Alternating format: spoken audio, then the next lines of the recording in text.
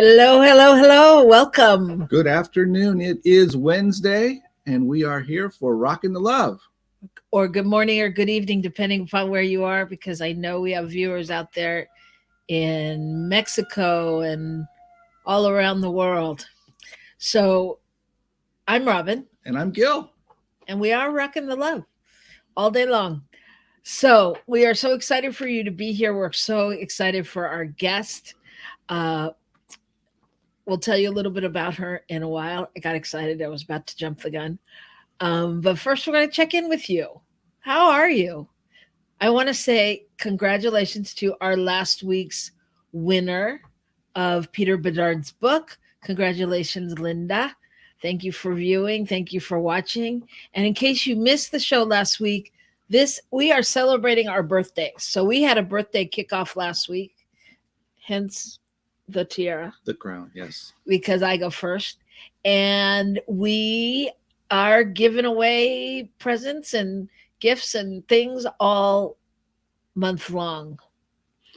So we're excited today to continue that tradition that we started last week. It's a big tradition. And we will tell you more about that later in the show, but it will be exciting. So before we get to that, make sure you push the like button, and join us. Sign up on Facebook, Rockin the Love, or YouTube, Instagram, all of those places. Anywhere you think you can find us, look and see. We'll be there. Be sure and subscribe to Rockin the Love on YouTube. That'll help us out a lot. And today's show, well, based on this month's topic, what is it, Robin? Well, the show is Breaking Through Boundaries. Breaking through boundaries. All right. That's our show. And our theme for the month is boundaries, borders, and BS. Boundaries, borders, and BS. That's what we're talking about this month. All those things are fascinating. The world, the individual, all of it is about our borders and our boundaries, and then what the other stuff is around that we have in our heads, what we create, what we can let go of, what serves us, all of those things. So tell me about your week, Gil. You have a lot of notes over there, so I know there's things you want to say. All right. Well, I was just thinking about boundaries and what that's about, and it made me think of something. We watched a movie the other night.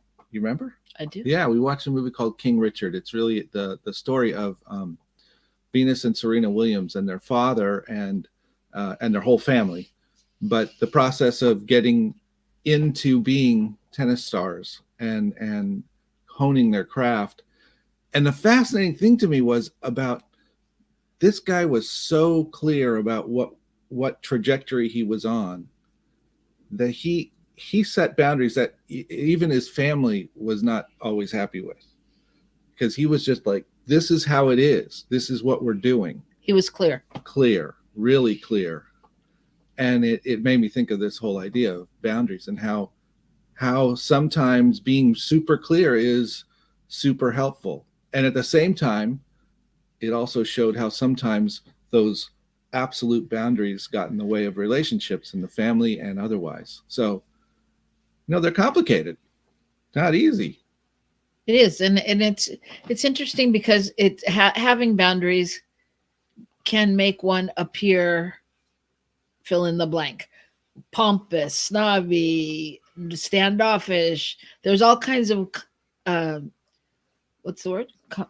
consequences to having boundaries. But in the end, if you're clear, I mean, he was on a mission. So, and what would you give that movie?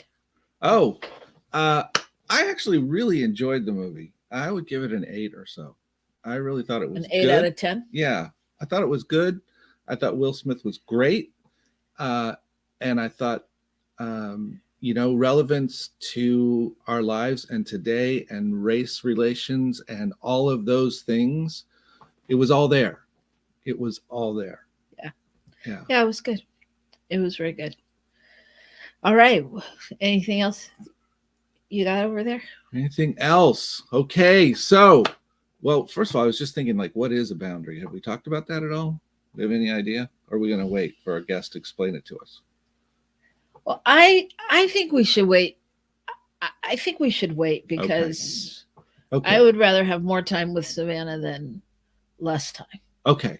All right. Well, we can wait for that. We can wait for that.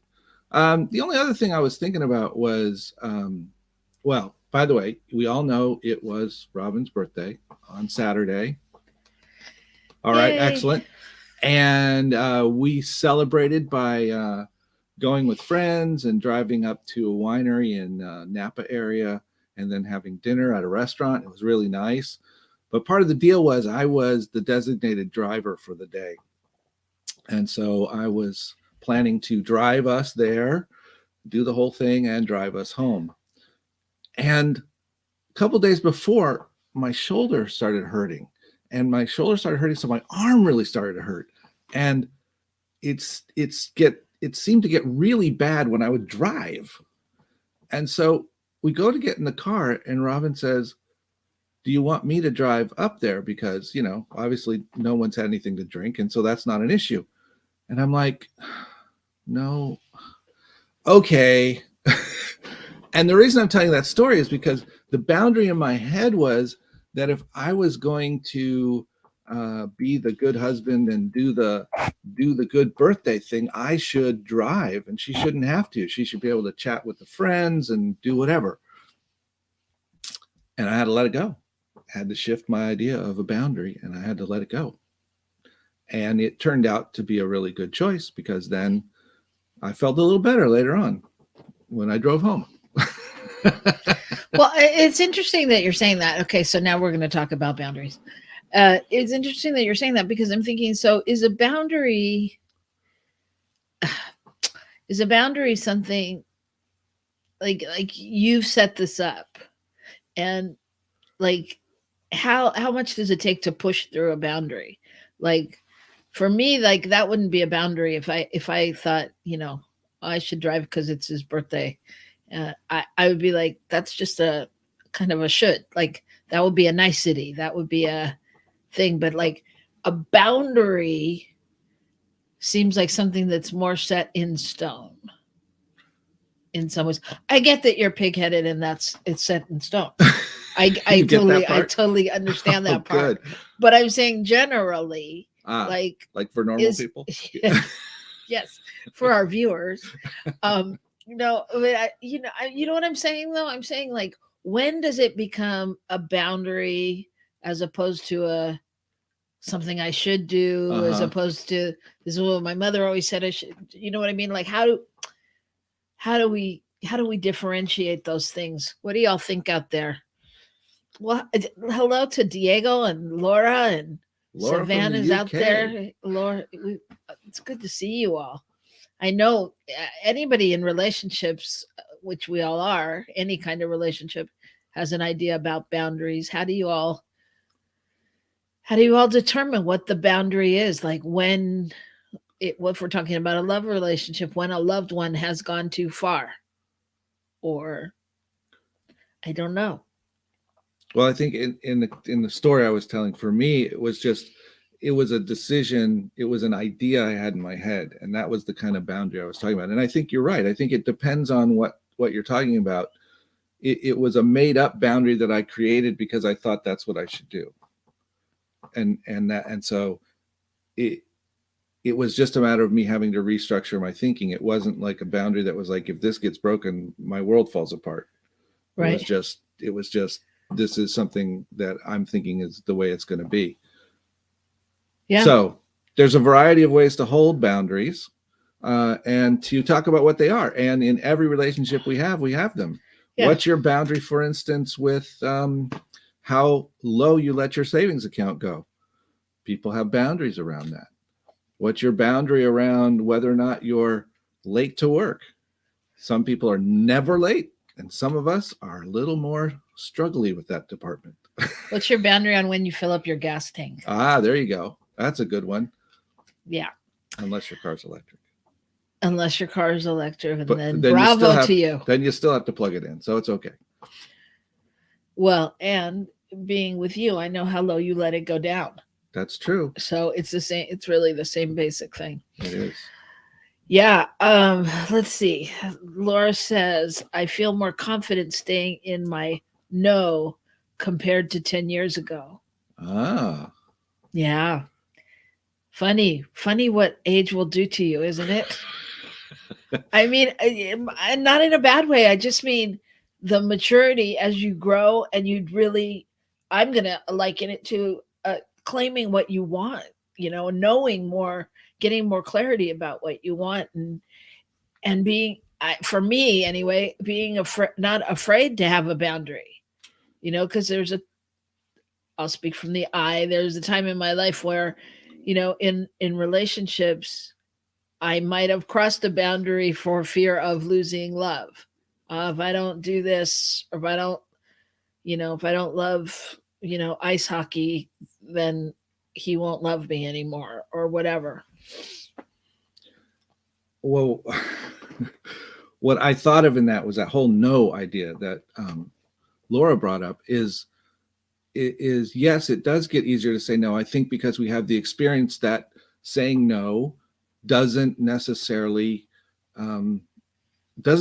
make anything fall apart. It's okay. You can live through it. And what I was thinking of was, remember when we went to what is now Thrive? Rejuvenate. With Jesse and Charla, and this was a training that we went to, and one of the exercises was that you had to walk around the room and ask people for something, and for a period of time all they could say was no.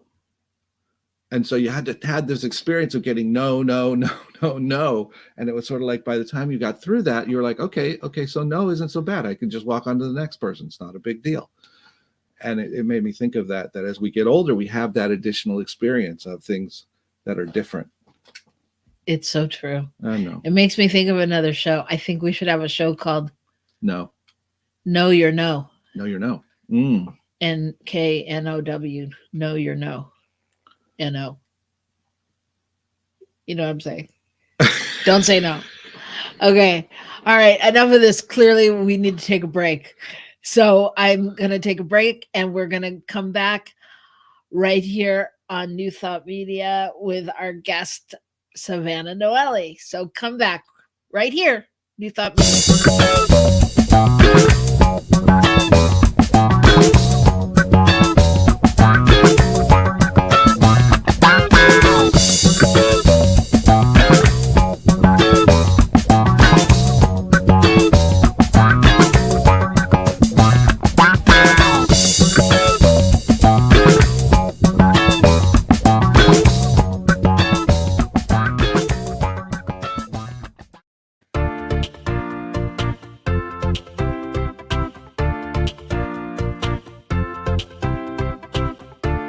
Thank you, Center for Spiritual Living Denver, for your continued support.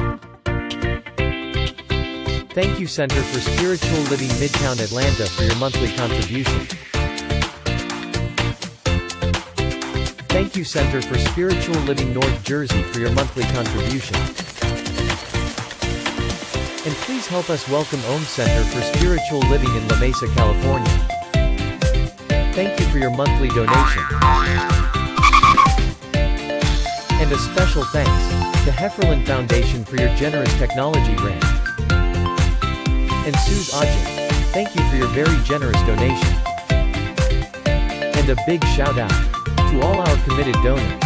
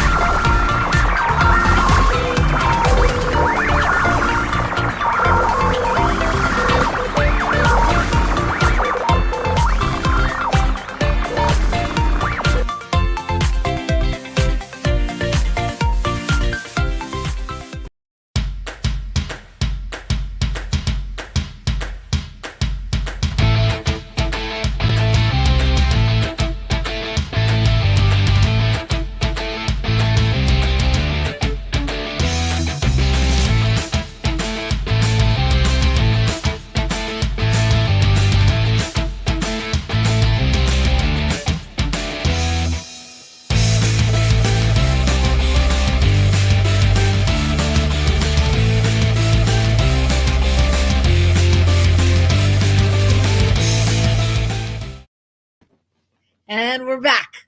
And so excited to be here on New Thought Media Network. I'm Robin. And I'm Gil, and this is Rockin The Love. And today we are talking about breakthrough, boundary breakthrough. That's it. I'm sorry. I said it just a second ago and then got it wrong. How you like that? Woo! All right. So we are especially excited for our guest today, right? We are. We're crazy excited. So, oh, she came in already. Hello. Hi, everybody. Hi. Clearly she's excited too, as is our producer. So this, everyone, is Reverend Savannah. She is a speaker, a teacher, a spiritual counselor, a coach, a friend, a sister, a daughter. She supports people in their discovery of healthy, connected, conscious, intimate relationships and worthiness. She's an ordained minister with a master's degree in consciousness studies, and she has been a guest speaker all over the world. There's so many things I could tell you about Reverend Savannah, but I promised I wouldn't. So we'll just let you discover her brilliance on your own. Welcome, Savannah. Thank you. I am so excited. I was sitting here just laughing at you guys and all your banter. Wow. All right. All right. So everyone, please feel free to join in the conversation, because I know Savannah would love to hear from you. We've got Diego out there who's excited to see Savannah. And do you know Laura Topper? I do. I don't know if she knows me, but I do. Well, she is the amazing cosmic prayer lady. Yeah. She's the amazing lady, period. But she's the cosmic prayer show. And yeah, it's a great show. So today we're going to talk about boundary breakthrough, and that was spawned by our idea for the month, which then went right into talking with you, because this is kind of an area that you're really exploring right now, and that you've got some great stuff, some great information, and so just want to talk a little bit about. So we talked earlier about like what are boundaries, and so although we did define it to some degree, we would love to hear a professional opinion on what that is. Yeah. So boundaries, and the short of it is, boundaries are the expectations and the needs that help us feel safe in our relationships. They provide clarity in our relationships. It's learning how to say something's okay with us, something's not okay with us. They allow us to express what it is that we need ultimately, so that we feel safe. And there are, I think you alluded to this, there are emotional boundaries, physical boundaries, psychological and sexual boundaries. And basically they're like the foundation of all of our relationships. And I was just sharing with someone the other day that I was teaching a course recently, and the beginning of the course, the very first class I taught was on boundaries. And the reason for that is because it's essential to everything. It's essential to every relationship we have, to really teaching other people how to treat us. And if we don't know our value and our worth, then it's really difficult to express what it is that we need from someone else in terms of this is okay, this is not okay. And the students were like, they questioned it first, and then they were like, oh, now I'm starting to understand why this is so essential and important. Yeah, so. Great. I think you hit on something in there that was very interesting, and now I can't think of what it was. I'm so sorry, Savannah. I had it in my head. Here's what I'll say about boundaries in terms of what they do, right? So some people would say, well, why do I need them? Well, boundaries help us not burn out. They help us not overextend ourselves. They are a form of self-care and respect. They define the roles in our relationships with others, not just romantically, but in all types of relationships. They communicate to someone else, this is acceptable and this is unacceptable behavior. And they're like the parameters. They're not the wall, but they're the parameters for knowing what to expect in a relationship. Because I think at least I do, I crave feeling connected to someone and feeling safe in my relationships. And so when I know what to expect in my relationships, then I feel safe and at ease. And I would say that, when someone has really good boundaries, you feel good in their presence. They're a way to communicate our needs to other people and ultimately create clarity in our dynamic. So what I was thinking of was what I'm hearing you say also in that is we have to be really clear about ourselves in order to set those boundaries. And I think that's a really important note, that, our personal health has to be lifted to a point to which we can actually establish those boundaries for ourselves. Yeah, I would say that is the core piece of it, and probably the hardest part of it is the work of knowing and having the clarity on what is it that I need and want, first of all. And sometimes we don't even know what that is. I would say the most common challenges that I see in this class that I've been teaching on boundaries with students is, and just in general in life, is people say yes when they mean no. And I think Laura might have mentioned that in her comments. We struggle to communicate our needs to other people because maybe, as Robin said, we fear rejection or abandonment or losing a connection with someone. We might see it show up in our family dynamics where we're tiptoeing around our family or our partner because we don't want to rock the boat. There's sometimes a paralyzing fear, which I know I had in my earlier life, of being abandoned by someone or rejected. And so what happens is we overfunction in our relationships. We overfunction, we try to control and manipulate to get our needs met because we don't know how to meet our own needs because we're not fully clear on our own worthiness, on our own value, which is what, Gil, you were just talking about in terms of we've got to be healthy within ourselves in order to be able to even articulate what it is that we need. And for so many, it's a struggle to even communicate that, especially if we have issues around codependency or people pleasing. If we have a hard time being vulnerable with other people, you might see it show up as you give so much of yourself to someone else and you don't get it back. You think that arguments are always your fault. Like when a conflict happens, you think it's your fault. I mean, these are all common boundary challenges that I think people have. And really the inner work is about becoming mindful of when a boundary has been violated. It's becoming mindful of what it is that you really need and want from the dynamic. And I think that when we're in those dynamics, it's just hard to spot it sometimes, right? Because, yeah, go ahead, Robin. It just seems like the inner work is really about a shift to the I, to really, like Gil alluded to, becoming aware of what I need. Yeah. Because otherwise boundaries are like, oh yeah, I'm building a fence to keep the dogs and the people out or whatever. And it's like, no, I'm building it's building a fence to keep whatever in and private for you, kind of thing.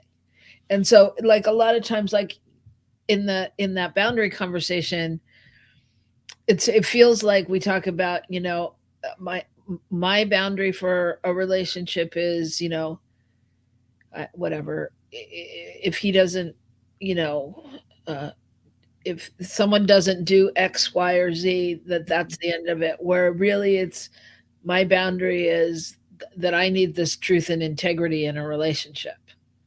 Yes. Yeah. And I didn't realize that for most of my life, because I had a very unsafe childhood. I mean, you could just look all the way back into your childhood to see, well, if you were to just go rock bottom, how did I learn to get my needs met? And for me, I learned to get my needs met by lots of codependency, looking outside of myself. I had very porous boundaries, and porous boundaries are just weak and poorly expressed. They're unintentionally harmful, but they basically lead to us, we're reaching and grasping so much outside of ourselves to get that need met that we end up overextending, overfunctioning. We're depleted, we have depression, we have anxiety, we end up in those toxic, unhealthy dynamics. And so in my own life, what started to happen was I realized that I had really poor boundaries because I was allowing bad behavior. I was allowing abuse. I was allowing all this. So I thought, oh my gosh, I need to set boundaries. So what did I do? The pendulum swung all the way to the other side of becoming very rigid. So when you're learning to have healthy boundaries, oftentimes what will happen is you'll just swing to the other side, which is where you basically create a wall. So there's no invitation where you're like, here's the keys to the doorway for you to come in to access me. It was more like walls, right? All or nothing. All or nothing, right? So no one could get in. So then there was that fear of vulnerability, or people who have rigid boundaries typically want to keep people at a distance. It's like a self-protective mechanism. It's people who don't share, whereas people with porous boundaries overshare completely. There's no separation between me and this other person when you have porous boundaries. It's like this enmeshment. But people who have rigid boundaries have very high expectations of others. They cut people out like instantly. So the dance is, how do we get that pendulum to move to a place of health and inner knowing? And I think it all comes down to what you just said, Robin, which is, what do I need? Mm-hmm. Right. And I'm worthy of that need, and I'm worthy and deserving of what I'm asking for. And I think that's also challenging for people too, is we're afraid to ask for what we need because we've been used to the people pleasing and tiptoeing and acquiescing. It's like, I've referred to this metaphor. If you've seen Julia Roberts' movie, Runaway Bride, do you remember how she goes from guy to guy to guy and she marries all of them? And then she basically has this avoidant attachment style where she just bails at the altar of every guy that she's with. And every guy she dates, he asks her, how do you like your eggs? And she goes, well, how do you like them? And he tells her, and she's like, well, I like them that way. And so at the very end of the movie, what you'll see is when she finally realizes that she's the common denominator in all of those relationships, and she's allowing all of this, not only is she having rigid boundaries, she's running away all the time, but she couldn't clarify how she likes her eggs. So she ate all these different types of eggs to figure out, well, which one do I like? And at the end is able to come forward to the man she ends up being with to say, this is how I like my eggs. She didn't wait for him to decide for her, right? So clearly that's a metaphor I love to use, because it's really, you're not waiting for someone else to define that for you. You're not engaging in a codependent dynamic, waiting for them to come forward to choose you. You are choosing yourself and deciding what it is that you need. And then the harder part is, how do I communicate my boundaries to other people? Once I'm clear and I know what works for me and what doesn't, how do I communicate my boundaries to someone else with ease and clarity and peace without it creating a wall, right?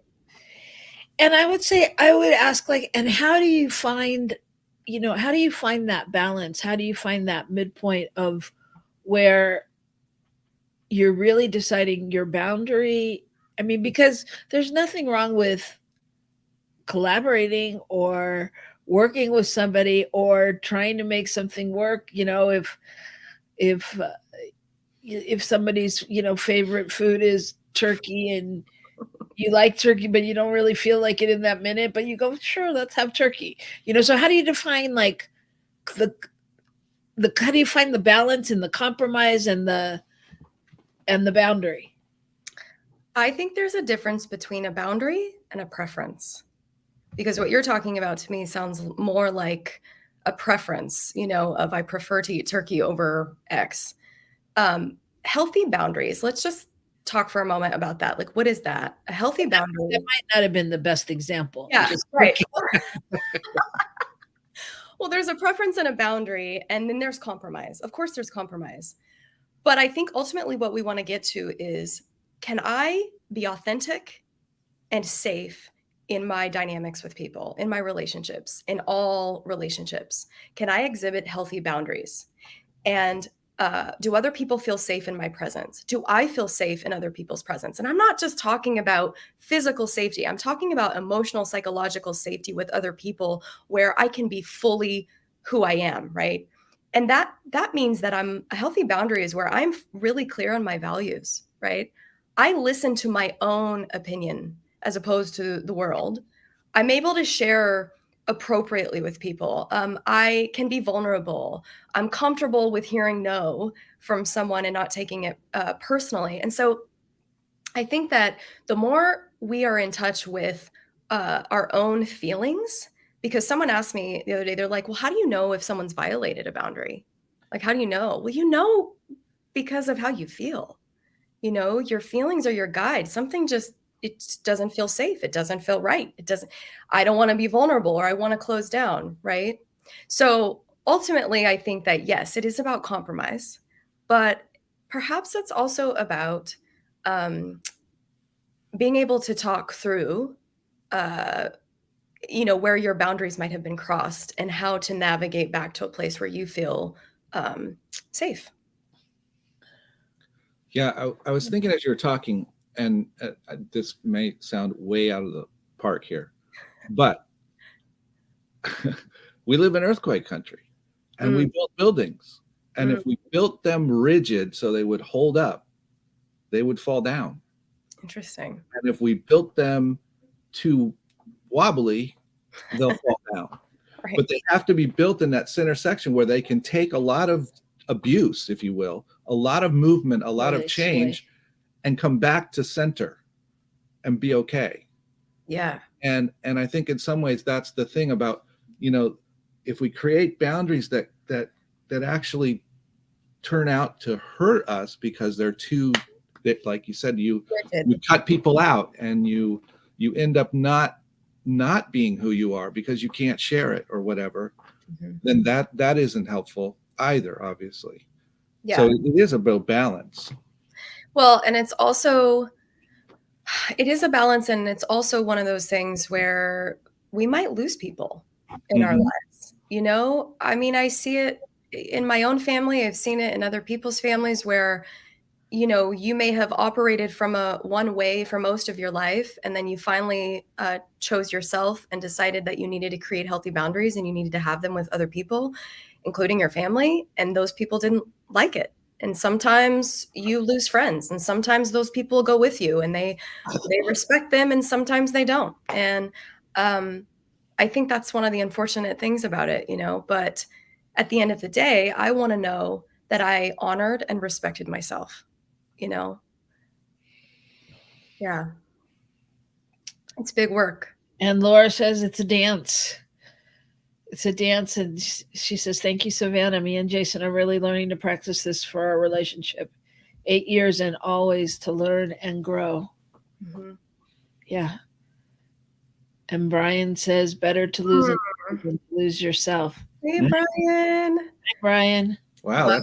That's deep. That's so true. Well, and that's exactly, he's speaking to self-abandonment, which is what that is. When we have porous boundaries, we're basically abandoning the self for another.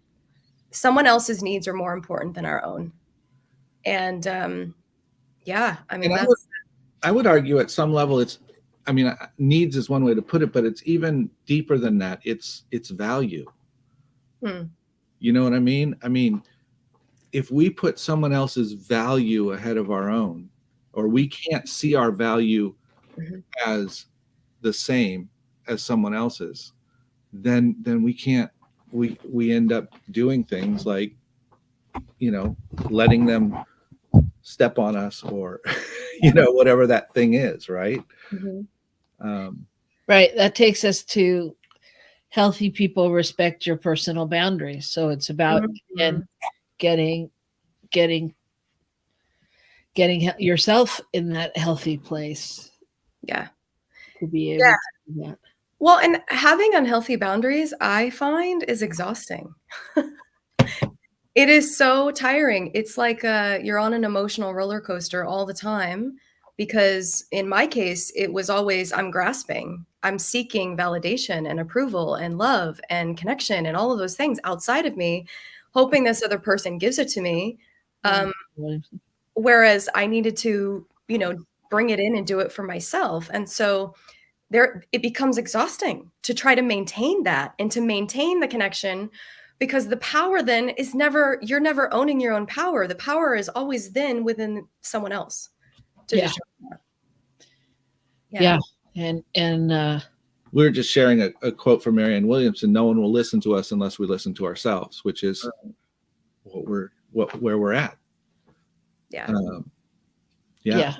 And I would also add this quote that by Brene Brown: "When we fail to set boundaries and hold people accountable, we feel used and mistreated." Mhm. And what you just said, when we feel used and mistreated, it's exhausting. Mhm. I mean, it's exhausting. And that said, I think when you're working on boundaries, it's exhausting as well. It's like a muscle. I mean, you got to build it up. Saying, if you're not a no person, if you don't subscribe to that no as a complete sentence, or you can always figure out how to, twist your no into okay. Okay. Guilty.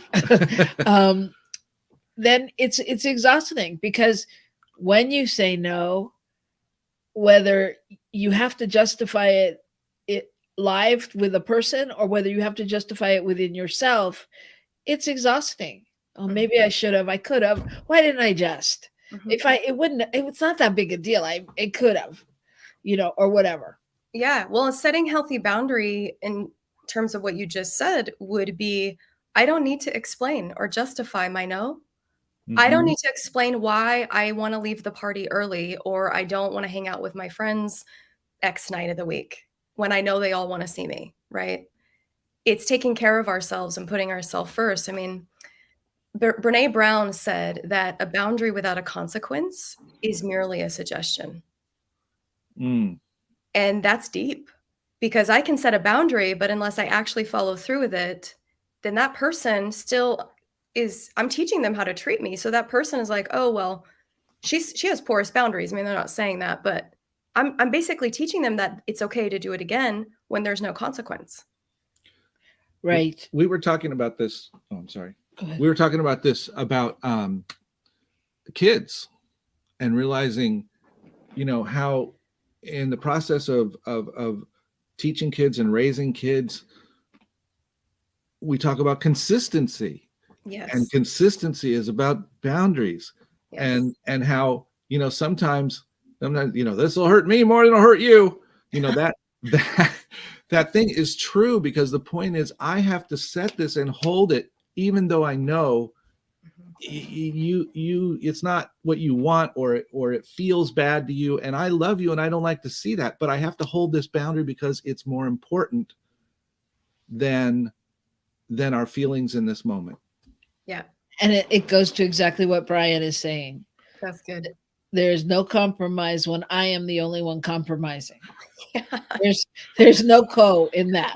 It's only promising. There's only promising. Well, to bring it back around to childhood, that's the reason why, again, rock bottom, when we look at how were our needs met as children, if you didn't have a safe childhood, if you didn't have consistency, I know in my childhood, things were all over the place. I didn't feel emotionally or physically safe in many ways. And so, of course, that showed up in my life later, because I didn't actually know how to express a boundary, right? Or how to get that need met. So I would get my needs met through toxic, unhealthy relationships, right? And which is why it's so essential that we have the consistency we do when parenting, like you just said, having a consequence for if they cross a boundary. Yes. Yeah. It's just trusting that they'll put all that together at some point, and know that it came from love. Mm-hmm. But anyway, we are going to just sit with all of that right now, and we're going to take a break for a minute. We'll come right back with Reverend Savannah, and right here on New Thought Media Network.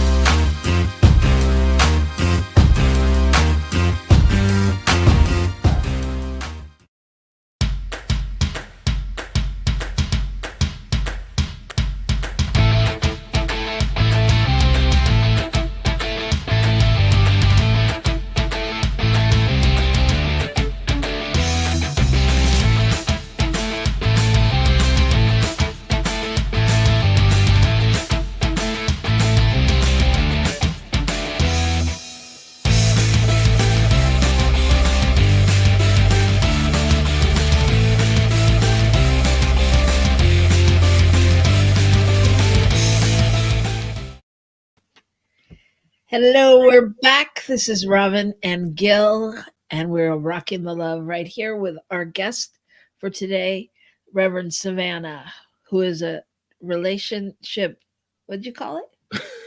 Dynamic. Relational dynamics coach. I like it. Yes. And we are talking about boundary breakthrough. And we've been having a rousing discussion about how it's all my fault. No, about how much of it is internal. It's about acknowledging what's going on in ourselves, you know, in order to step into healthy boundaries with others. And I think sometimes it's easier to blame other people for crossing our boundaries, if you will, than actually setting them, you know, because then we don't have any work to do to figure out what they really are and what we really need. It's just other people keep invading, you know, and so it takes a level of maturity and growth to get to a place where that shifts. Yeah, I was just talking to someone the other day about how is your VIP section? And what I mean by that is, who are the people that are in your VIP, you know, roped off section of the people you make time for, that you rearrange your schedule for, that perhaps you try to attempt at people pleasing, and why? Who are the people in that circle? Are the people that you have in your life people who deplete your energy, who exhaust you, who are negative? I mean, that in and of itself is a boundary challenge for many, of who is in my circle. I mean, they say that the 5 people you hang out with the most, you start to become, right? So you start to think about, well, if I'm going to be healthy and start to exhibit healthy boundaries, then even the people in my sphere also need to exhibit that. And so when I decide that I'm not going to interact with this person anymore, or this person, when I see them coming, I know immediately that I don't feel safe or emotionally safe, or I can feel there's a boundary breach happening. That's when we get to rethink and re-reflect on the kinds of people we want in our lives.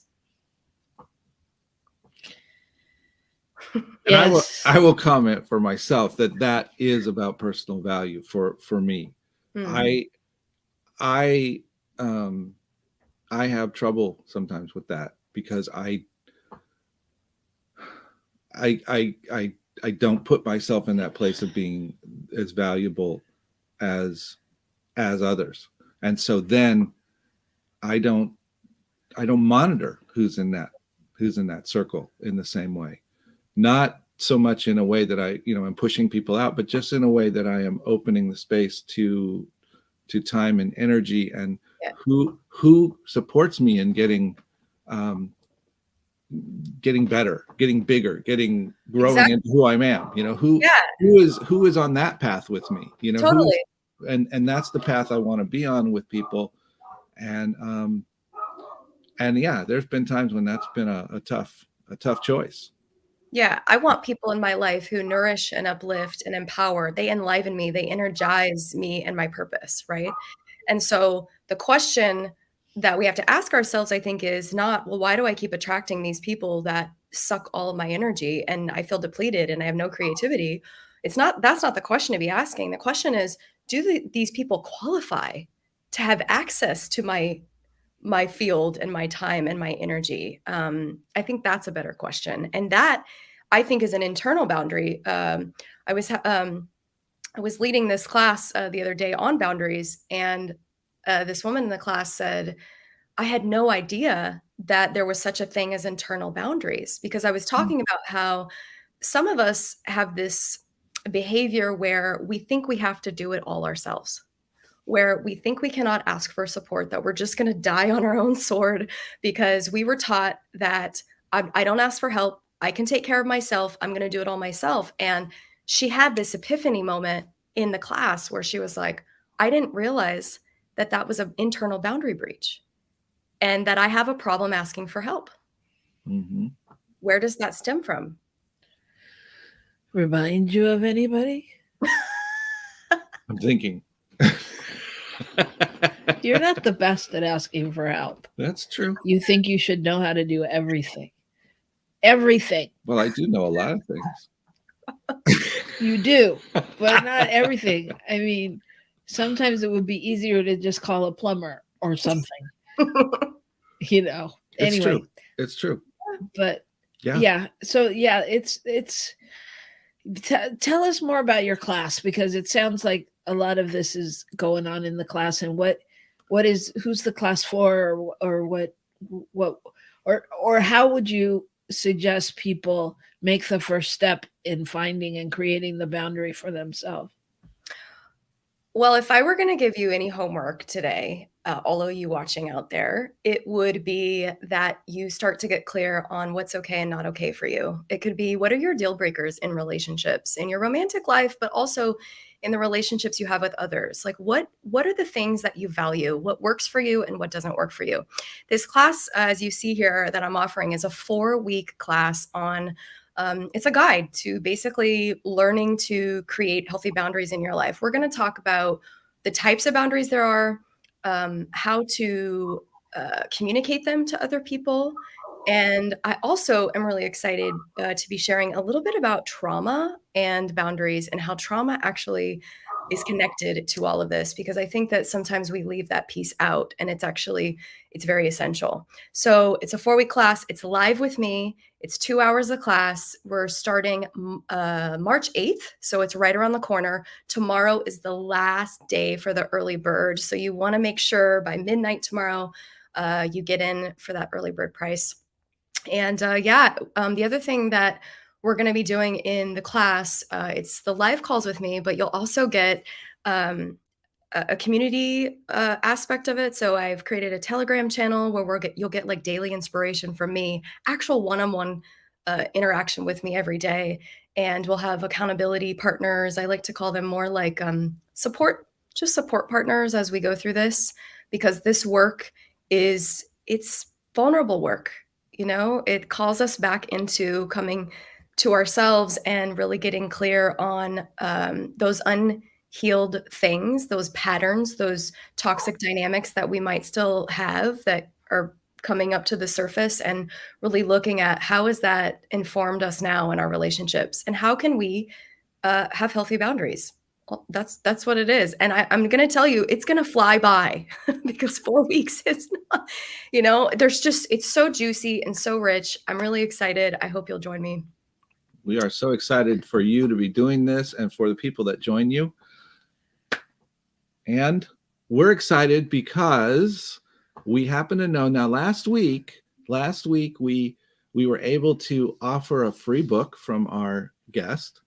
And that was exciting. You got to type in and get the first one to get it and all that good stuff. And this time, anybody who goes to your website has the opportunity to have a discovery call with me. So if you go to savannahnoel.com/boundary breakthrough, there's a link at the bottom of the page where you can go right to my calendar. We can chat if you're interested in it, if you're curious, if you're not sure.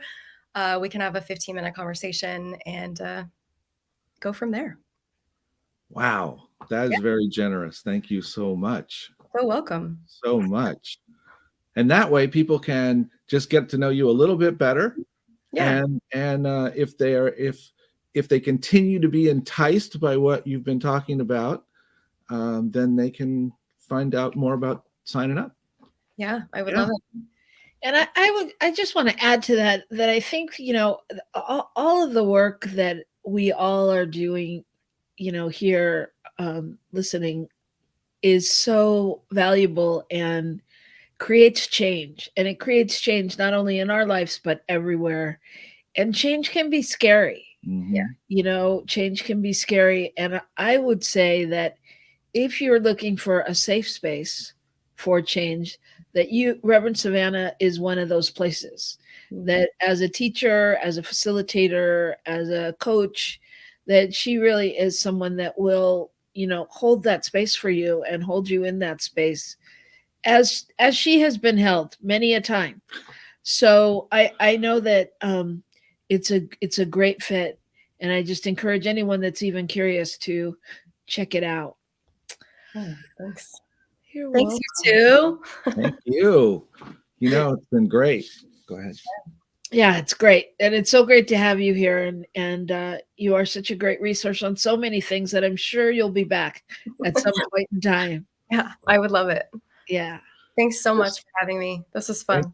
Thank you. Because here on Rockin The Love, our whole thing is about relationship. It's all about the fact that relationship is everywhere. There's nowhere you can get away from it. And boundaries is such an interesting aspect of that. Totally. And calls us to really examine ourselves. And so that's kind of exciting and terrifying all at the same time.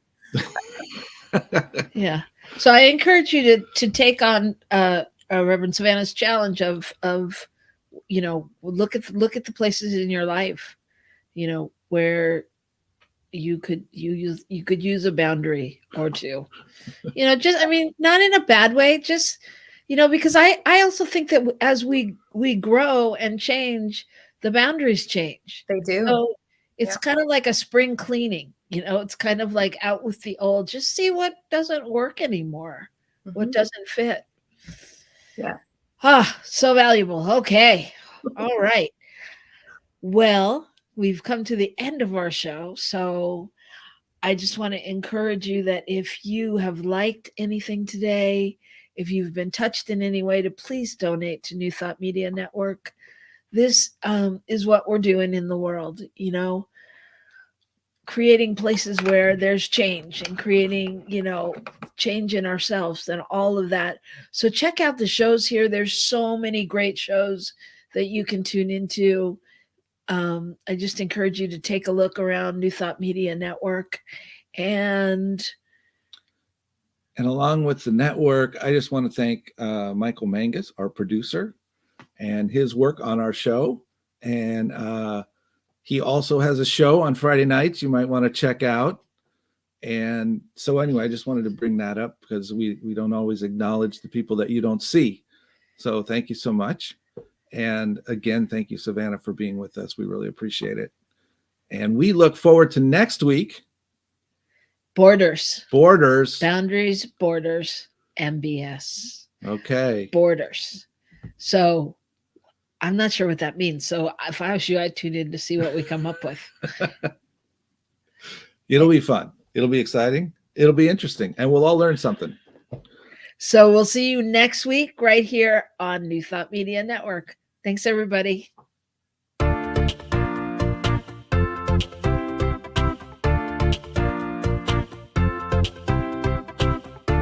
Thank you, Center for Spiritual Living Denver, for your continued support. Thank you, Center for Spiritual Living Midtown Atlanta, for your monthly contribution. Thank you, Center for Spiritual Living North Jersey, for your monthly contribution. And please help us welcome Center for Spiritual Living in La Mesa, California. Thank you for your monthly donation. And a special thanks to Hefferland Foundation for your generous technology grant. And Suze Ajit, thank you for your very generous donation. And a big shout out to all our committed donors.